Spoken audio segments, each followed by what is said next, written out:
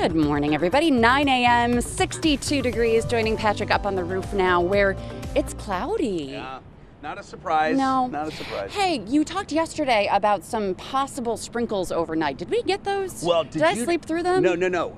Actually, good point. I don't know if you noticed, but yesterday, you probably would have been focused on other things, but in the distance at the game, there were these like tall showers that were developing, and they were approaching the stadium. Now, it looked like they would fizzle, but there was like a 5-minute window where like, those better not materialize. Because you told us we were not going to get rain. I know, and then I remember I always had a little moment of pause. I'm Yes. like, yeah, but there could be. So there were some showers that approached, but they faded away. There was no issue. So wonderful. But the clouds came in, and there might even be a few sprinkles in the hills. But this is just kind of a gray overcast that will soon go away. It should. Hey, will it? Yeah. Sometimes these the timing of the low cloud scatter process is a little slow or tricky, but we should have a pretty nice afternoon. You know what we haven't talked about in a while? What's that? Friday night lights. I mentioned it today. Did you? But it was like, you know what? That needs to be more of a focus. There's some good rivalries, I got to believe, tonight. Yeah, so Amherst is playing tonight against North Tonawanda. They've got their Fall Fest, so lots of people will be at the game. But I don't know when the TNT game is going to be. That's always a big rivalry. But yeah, I mean, so it should be nice tonight. Although definitely like a jacket because it's going to be 100%. chillier tonight, and the Bison's game too. That's right. You're going to be for 7, 8 o'clock kickoffs. It's in the 60s during the game in the 50s. So yeah, it'll be a little cooler this evening. All the moms and grandmas and dads too, with the blankets wrapped around them on the bleachers. It might have those like late season, mid to late October feels if you're out. I mean, it's not going to rain. It's going to be cold, but yeah, there will be a little bit of chill in the air. Okay. Yeah. And I'm a little chilly now, so I'm going to go It is. It is a little brisk. It's 62. If it was 62 and there was no wind and the sun was shining, it would feel fine. It would feel great. Yeah, it's just that it's kind of cloudy. So okay, goodbye. Scatter off and Thank you. Warm up downstairs where we should climb to the low 70s today. There's a little bit of a breeze out of the northwest. 60s turn to low 70s as the skies clear. It may take until the early afternoon for that to happen. All right, if you notice, there are no thick layers of clouds out there, just this veil of mid-level low clouds that will burn off. So 60 should turn to low 70s. Notice the wind flow out of the northwest. 68 in the Falls today. 71 in Olean, Wellsville, 73 in Bradford, Fredonia to Jamestown, right around 70 degrees. Now, Melissa mentioned the coolness. Notice tomorrow morning, waking up to mainly clear skies, but it'll be chilly with lows or temperatures in the 40s, low 40s. No frost advisories or anything like that at this point, but still a little cool. And then tomorrow afternoon, we should see some sunshine with a light easterly breeze, temperatures right around the low 70s. And then still looking at above normal temperatures for the next 6 to 10 days. This takes us through all of next week and next weekend. So doesn't mean we're rain free, but it just means that the odds of temperatures above average, which right now is in the low 70s, are looking fairly high. So a very mild stretch of weather for this September will continue throughout next week, Melissa. All right, Patrick, thank you. It is 9:03 now on Daybreak Plus, and happening today, opening statements are slated to begin later this morning for a new trial connected to a 30-year-old murder case in Tonawanda. 11 jurors have been selected for the trial of Brian Lorenzo. He was one of 2 men who were tried and convicted of murdering Deborah Mendel back in 1993. The other being James Pugh, who is now free. Mendel was a nursing student at Sisters Hospital and was strangled and stabbed to death in her Tonawanda home. However, in 2023, DNA evidence revealed that the 2 men were never at the murder scene. A state Supreme Court judge vacated the old convictions and ordered a new trial for both of them. A Lancaster man has been indicted on hate crime charges in connection to this road rage incident in Cheektowaga back in May. It was all caught on camera. 35-year-old Justin Goodrich is accused of yelling racial slurs at a woman, reaching into her vehicle right here and putting his hands on one of her children. Then she followed him for a mile and got out of her car. They continued to scream, and then she went to the police department and filed a police report. Goodrich voluntarily turned himself in and is now facing hate crime charges, including aggravated harassment and endangering the welfare of a child. And he faces up to 4 years behind bars if he's convicted. 2 on Your Side has learned that a political divide in the city of Niagara Falls will lead to the closure of the Hyde Park Ice Pavilion. Mike Corella, who's operated the pavilion for nearly 15 years, shared a letter that the city sent to him.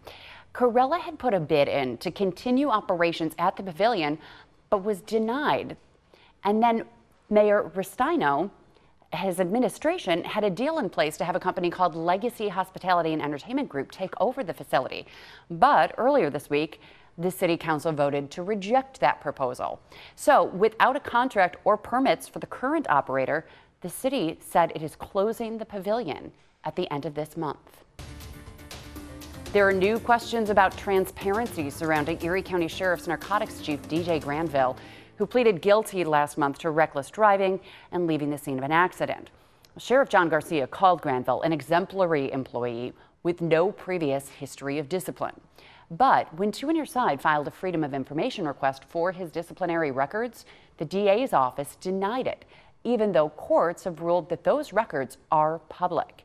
They also denied our appeal, citing an Erie County Legislature investigation, which never actually began, and an Attorney General's office investigation, which hasn't even been opened.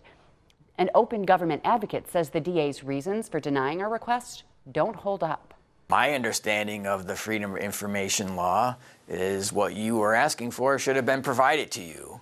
And unfortunately, they've put forth several reasons which I think are completely bogus as far as denying your request. Our investigative team requested the files from the DA's office and not the sheriff's office because the sheriff's office often denies requests for basic disciplinary records. State police are investigating a deadly crash that took the life of a teenager in Allegheny County. 16-year-old Cameron Poe of Olean was hit and killed Saturday morning on I-86 between exits 24 and 25. Police say he was actually walking in the eastbound lanes trying to flag down vehicles when a 41-year-old driver hit him. Investigators say that driver was not impaired at the time and is cooperating with the investigation. Well, stay with us. We'll have much more coming up on Daybreak Plus, talking bills and talking a way that you can give back to kids who want to play sports. We'll tell you about that coming up right after the break. Well, the Bills are 3-0. It's always nice on a Victory Friday or a Victory Monday or any other victory day. Tuesday afternoon. Yeah, that's fine too. They hung on to beat the Miami Dolphins on Thursday night football. Super close game. We can't show you the highlights here on streaming, but here are some photos. The team traded blows throughout the first half, with the score being tied at 14 going into the halftime. And then Bills came out of the locker room firing on all cylinders, with the first drive ending with a touchdown coming out of the halftime. And then at the start of the fourth quarter, the Dolphins scored a touchdown with a 5-yard touchdown to Tyreek Hill. That tied the game at 21, but the game-changing play happened on the next drive. The Dolphins defender got called for roughing the punter. It was so bad, which gave the Bills the ball back. And Josh Allen threw a touchdown to Khalil Shakir, and the Dolphins threw an interception. That was huge, and that essentially put the game away. And Josh Allen, being the youngest quarterback is youngest, right? The first quarterback, he reached 300 touchdowns, the quickest. So he just beat Mahomes. Because Mahomes had it before him, but now he got it quicker. Gotcha. Did that Somehow it kind of made sense, you know, and only the way that Melissa can make it make sense. Okay, now I'm getting tired because I was at the game, and By the way, now nothing is firing. Like, I'm not firing on all cylinders. That roughing the kicker penalty, which is totally legit, it's a penalty, and you just feel that guy was going to block the punt. It wasn't like he was going to hurt the punter. He didn't mean to. He just put too much momentum in. Yes. He should know better to peel back or to go at an angle so you don't hit the punter when you land. But still, oh my gosh, that changes everything. When you're watching, either in person or at home, you're like, well, why didn't he stop? Why didn't he stop him? Because you're going full forward, right? Right. But it's the angle. Throwing yourself at someone. But it's hard to just stop. You shouldn't go right at him. You should go at an angle so you can try to block, and then you land. You won't interfere with the kicking process. Got it. So it was a bad mistake. I mean, that's a big no-no. Right. But still. They could have won that game if he didn't. Yeah, right. Do that. Absolutely. And then the Bills needed to capitalize on it too. Right. And actually, but there's a lot of things. I mean, there's a lot of things that could have, would have, Yeah. But still, yeah, it was a close game. But you know what? It's the NFL. It's rare that it's like college where you have total blowouts. Right. Even though they're not the greatest team, they are still NFL players. Yeah. Here's what Josh had to say about the game after the game. They had a good plan today. I thought their offense did a good job of, sustaining drives and really limiting our opportunities. I thought we had opportunities on the offensive side, and we didn't take advantage of some of them. But, at the end of the day, we got the win. I think there's obviously times throughout games where the situation dictates you to maybe put the pedal down a little bit more. And there's some times where it's like, hey, just take it easy, relax. I wouldn't say play the long game, but just understanding where you're at, within the situation of the game and not trying to force anything. We saw that tonight, just kind of staying as calm as possible, and just being prepared for any situation that we were going to be in. It was going to be either a 2-minute at the end there, or 4-minute, and Terrell Bernard makes a fantastic play, and we can be in a 4-minute drill there. We're obviously doing our job, going 1-0 each week. Still a lot to learn from, a lot to grow, a lot of room for growth in this group. A lot of young guys, but guys are stepping up. There's been some guys down with injuries, and guys are stepping up and making some big-time plays for us, especially on the defensive side of the ball. It's a close unit that's gelling together really well right now, and got to keep finding ways to win football games. I wonder if he's still in a lot of pain with his nose. I don't know. You'd imagine. Yeah, right? I think there's also just a lot of soreness.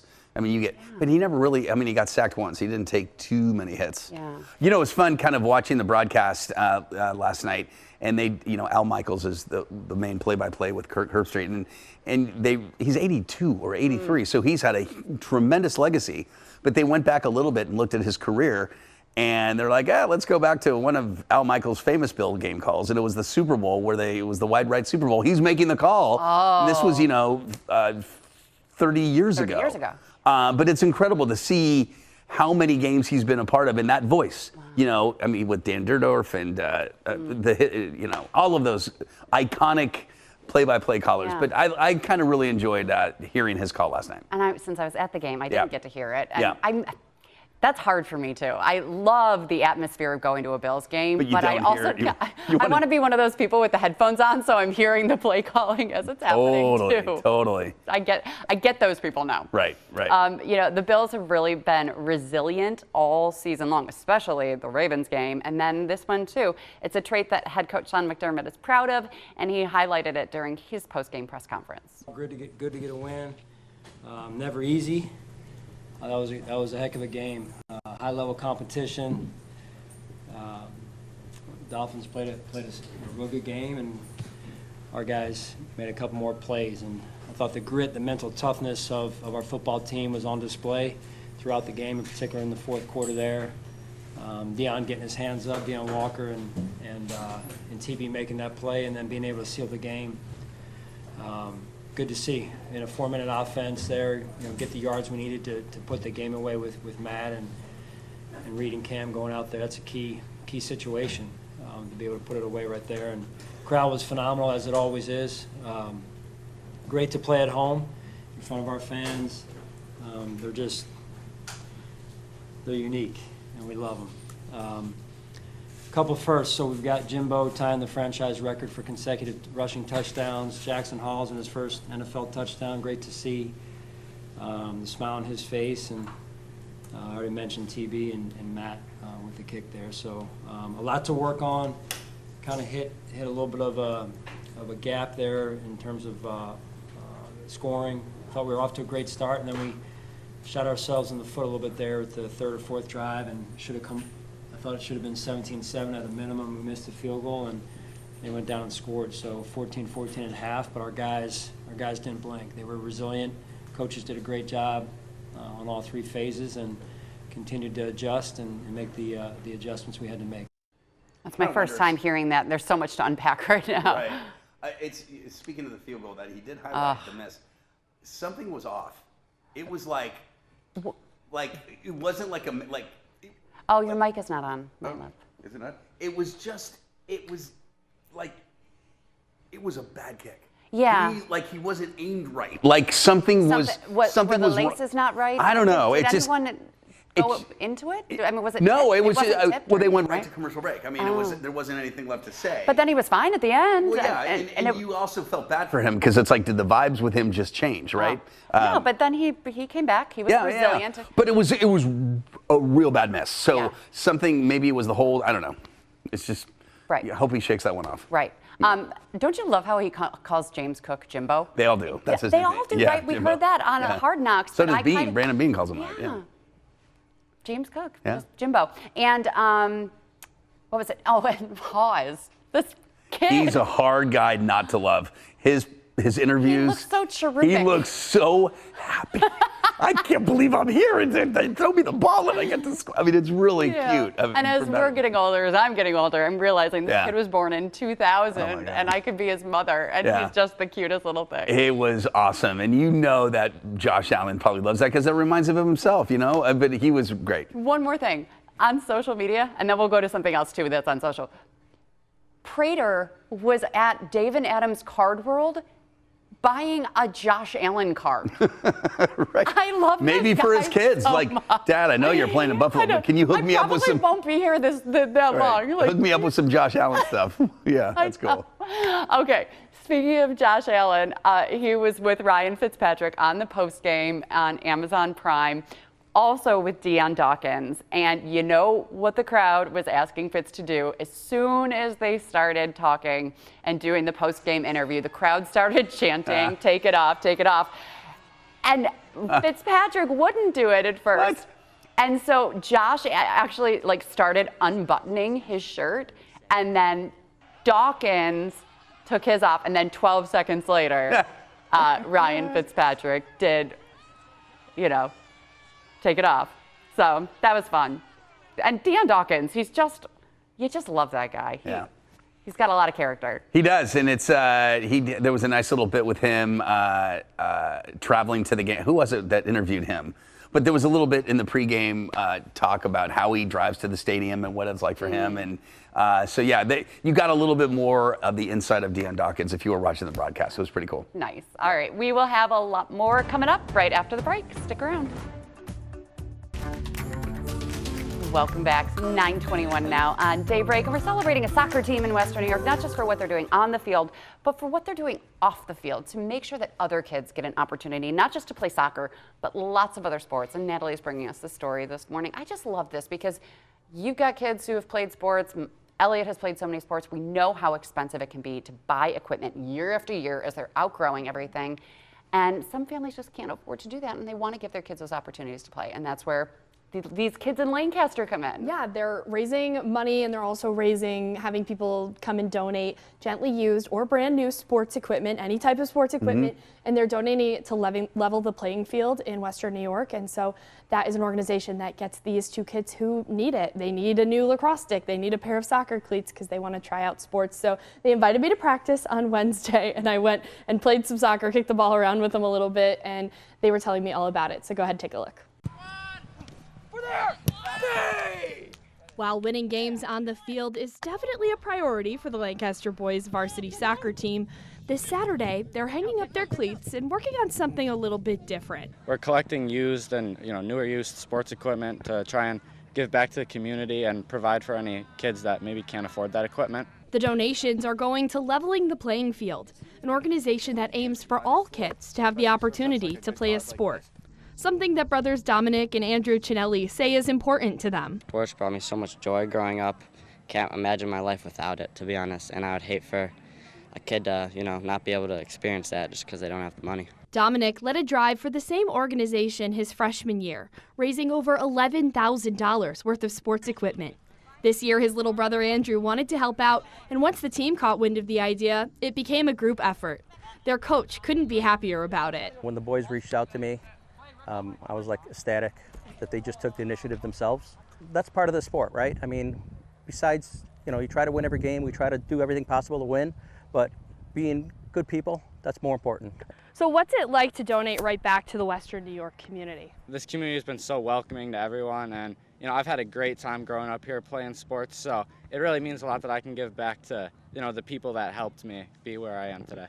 He wants every kid to have the same opportunities he has had. I enjoyed it so much, and I've made so many like friends from sports and the memories, so I don't want other kids to miss out on that. I just love that they are doing it on their own. They weren't told to do a community service project, or the coach didn't create this. It was the boys who just said, let's do this. Yeah, and they went to the coach and they went to their athletic director and asked, you know, if they would help out. Of course, they loved the idea, and their coach is so proud of them. And they said that they did have to bribe the team with some donuts. Okay. But they're excited to just show up and be there for the community. Yeah, so again, how can people donate? Because this is a great time to today go through your garage, go through your basement, grab the stuff that The old skates, all that old stuff. Yes. Not the stuff that kids wouldn't want to. I mean, it's got to be in decent condition, gently used. Yes. But then how can people donate? Yes, you can take it right to the Lancaster High School athletics doors. That's where they're going to be tomorrow from 10 to noon. And if you can't make it, then you can always check with Leveling the Playing Field. You could go and donate at a separate time. Or if you don't have anything, you could also donate monetarily. So we have the link online at WGRZ.com. And then you could bring money to the school if you wanted to go and hang out and see what it's all about. Really giving kids the opportunity to play sports. And we know that when they are playing sports, they're not doing other bad things. You know, it gets them, sports can just bring so much joy and safety to kids in our community, and giving them that bonding and that opportunity to learn from a game is really a wonderful thing. And so they need the equipment to do that, and that's where this place comes in. So Natalie, thank you for that. Also happening across Western New York, Patrick, I really want you to try this instead of just emceeing your beer stein thing. Yeah, it's a Oktoberfest event. And it's, gentlemen, men and women trying to hold a beer stein, I'm assuming empty or full. It has to be full. Full, right. Arms stretched, and that is not an easy thing. No. Okay, so this is at the Hamburg Oktoberfest. Yes, which is right there in the village. Two-day event starts with the Band and Brews event. There's going to be live music, dancing, lots of authentic German food at the Hamburg Memorial Park on Lake Street. It's going from 4 until 10. Tonight, with admission costing $10, and then tomorrow is the stein holding competition that Patrick is not participating in. I will be there. I will receive my assignment, but I will be there to MC and cheer everyone on. Exactly. So I looked it up, and the stein itself weighs 3 pounds. Yes. Then it's filled with beer, and you have to hold it out in front of, as you said, and it's the shoulder. It starts to tremble. And then and when you tremble, if you spill the liquid out, the beer out, you're out. So you have to keep it stretched out. If you're down here, you're out. If you spill beer, can't go low. Got to stay high. I don't know what the world record is for the length of time. I don't know. Some German guy out there. Some woolly German guy that's got some beer. right. Maybe it's a woman. Maybe it could be. You know, so that should be fun. And I'd like you to try it, and I'd like someone to take video of you trying this. Okay. I wouldn't be able to do it for more than, 10 seconds. I think it's like a pull-up. You're like, oh, I can do them, and then you try whoa. I can't even do a push-up, let alone a pull-up. Yeah, it'll be fun to be a part of that. All right, very good. And one more thing that's happening tonight is, we've been talking about this a little bit, the Goo Goo Dolls bobblehead giveaway at the Bisons is tonight. It's Fan Appreciation Night. These things are great.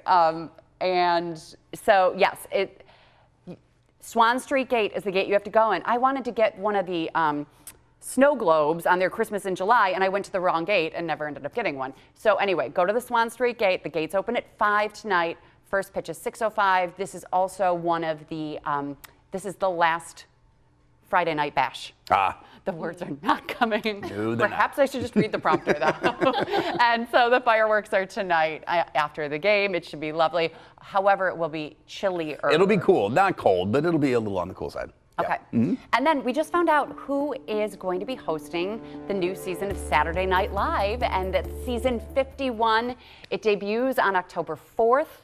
And for the first, 51, it's just hard to believe, right? I know. For opening week, 3-time Grammy winner Bad Bunny is going to be hosting the show for his second time. He was the caddy in Happy Gilmore 2, by the way. He's fantastic. He won't be performing. Doja Cat is going to be the musical guest. Yes, she's great. For week 2, Amy Poehler is going to be hosting with role model as the musical guest. I don't know a lot about role model. Oh, he's Natalie. great. Yeah, he's newer on the scene. He's so good. Okay, I'll Yeah. check him out before week 2 of SNL. And then week 3, Natalie's girl, Sabrina Carpenter, is pulling double duty. She's going to be She's hosting so and funny. musical guest. I'm so excited. Is she funny? Yeah, she's so funny. Oh my gosh. She's an SNL character. She's been around a little bit. She'll make cameos here and there. She's performed before. She actually opened the 50th special. Right. And so she's really good, and they really like her over there. Very good. I'm pumped. Yeah, and she's BFFs with Taylor Swift, Of right? course, naturally. She's going to be on the new album. There you go. See, Natalie is our pop culture correspondent. Patrick's Full like, circle. who's Bad Bunny? No, you said you've been trying to listen. I don't know much about him as an artist, but I used to be the guy, that's not what I used to. I love to listen to new music, give it a shot, so I'll take it for a spin. However, your daughter likes The Clash or The Cure. All the and 80s, so- she's so into that, yeah. But good for her to About just 5 kind of, seconds. you got to explore. Yes. Have a great weekend, everybody.